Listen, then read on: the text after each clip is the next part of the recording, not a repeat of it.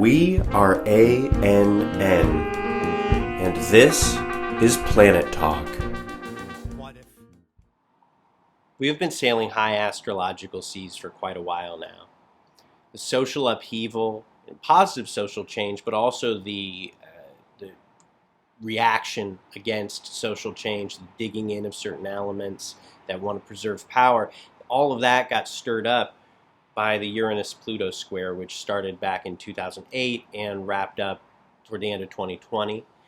And it came to a head, of course, with the Saturn-Pluto conjunction, which started in 2018 and which is pretty much over by this point. During which time we got COVID, we had the lockdowns, we came into a maximum state of division and mutual hatred, essentially, on the opposing sides of all issues. And then we moved on into this Uranus-Pluto square. And while Saturn-Pluto has a deep kind of lockjaw intensity to it, a sense of being dragged down into some perilous depth, Uranus-Pluto has this kind of frenetic, shaky, brittle, like everything's about to collapse sort of energy. And of course, we're seeing this in so many levels right now, and it's pretty disheartening, especially the climate stuff, because we've known that climate change has been coming, right? And if we think in terms of the symbols of Uranus-Pluto, right? Saturn is that which we depend upon, right? Saturn is the structure of things. It's the regularity, right?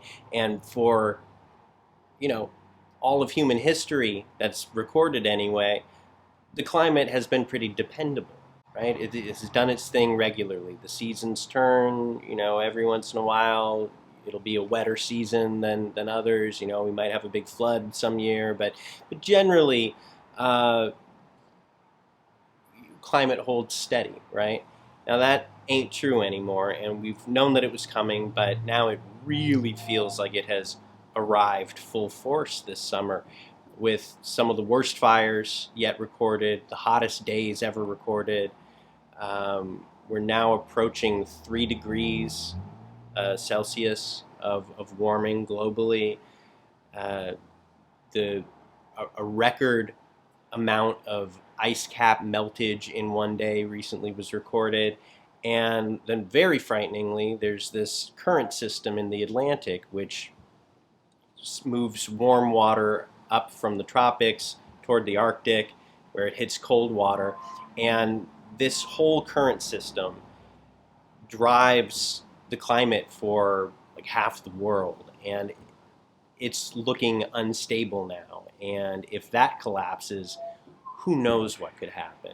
We were really entering some pretty scary territory when it comes to climate change, and it's really the worst, kind of grimmest expression of Saturn and Uranus. And of course, when we move this down a level to the human aspect of things with Saturn-Uranus, human-caused climate change, our own reckless disregard, right, Uranus, for what we should do, Saturn. That basically is what it boils down to. It's like we know that we've got to take care of climate change, but we ain't going to do it because we'd rather not, right? A more positive side to the Saturn-Uranus thing could be the actual concrete execution of innovative ideas when it comes to addressing climate change. For example, as bad as it might sound to certain ears, genetically modified crops that are able to sequester more carbon into their roots, into the soil. Or things like air farming. Okay, there's a company I recently heard of that is actually extracting carbon from the air to create meat. They can create protein from it within 4 days. I forget what it's called, but they say something like air to table within 4 days. Because it doesn't look like humans are going to change their consumption habits fast enough to really address this. So we're either going to be forced by nature to have to cope with it one way or another, basically through massive destruction, or we find some clever ways to sort of slow it down a little bit, take the carbon out that we're putting in faster. Um, but our consumption habits sure aren't changing. The pandemic hasn't helped that, right? I mean, now everything is sold on Amazon, right? And good luck trying to boycott Amazon. I mean, you can't really swim against that river. So, this Saturn-Uranus aspect, it's a really tricky one because, we want the positive social change, or we want the positive change globally, in all regards. But we're faced with a lot of crap and a lot of little sticky points, and hemmed in a lot by Saturn. Another way that this is showing up is with the situation in Afghanistan. For 20 years, I mean, we went in. We can say what we will about whether it was right or not to go in the first place, but I think most of us can agree the Taliban are no good, right?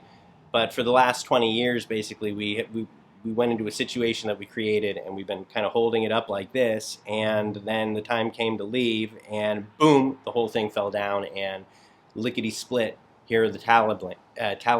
And then there's the situation with COVID, and the fact that, enough people kind of got vaccinated that things sort of got back to normal for a while. But not enough people got vaccinated that the virus didn't have a chance to kind of get around and proliferate a little bit and start mutating. And now we've got this pretty strongly established Delta variant that is infecting vaccinated and unvaccinated people alike. It's highly transmissible, much more contagious than the first version, and and I think that this whole thing with the vaccine, comes down to the Saturn-Uranus too. Now, I am going to use the Mars-Mercury conjunction that we're experiencing today to speak a little bit more bluntly about the vaccine than I otherwise might.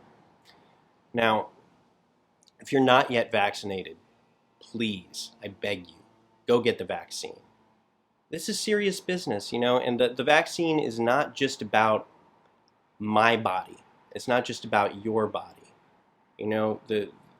This affects all of us, and I think COVID has been one of the brilliant things that nature created with COVID was a virus that was just dangerous enough to matter, just deadly enough to actually matter, to kill people, to cause long-term suffering with damage to organs, nerves, systems, etc., but not deadly enough that enough of us really feel the full impact of it. So, still a lot of us haven't had direct experience with it, haven't experienced it ourselves or with people close to us. And so we can feel like, it doesn't matter. Or, I take care of myself. I've got a good immune system because I do holistic health things or whatever. It makes it easy to kind of turn a blind eye to it. And yet, we can pick it up, not have a reaction to it in any way, give it to somebody, and they die.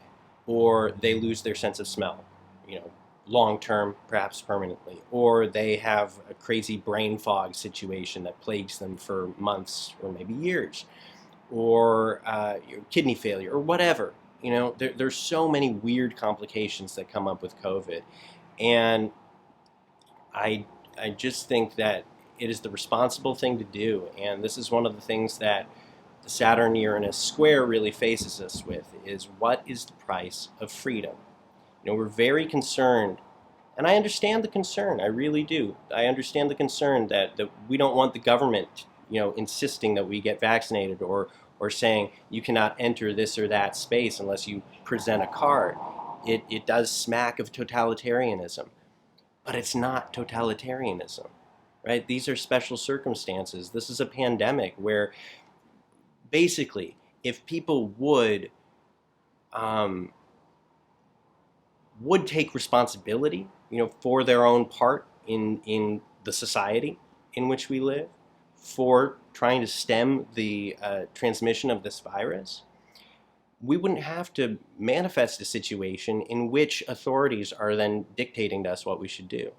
So I don't think that this is some ploy by those in power to set up a situation where it's a kind of police state. Um, you know, and if it is, it is. Get the vaccine anyway, please. Okay, let's try to put this to bed. It would be very nice. So I apologize if I ruffled any feathers, but hey, it's Mars Mercury and it's on my sun today. So I just feel that it would be irresponsible of me to not say something at this point. And I really don't want to add to the noise in the culture wars, and I really don't think that the vaccine should even be a culture war issue. So, yeah, that's what I got to say on that. So I appreciate you listening, if you listened this far, and I will talk to you next time. Thanks.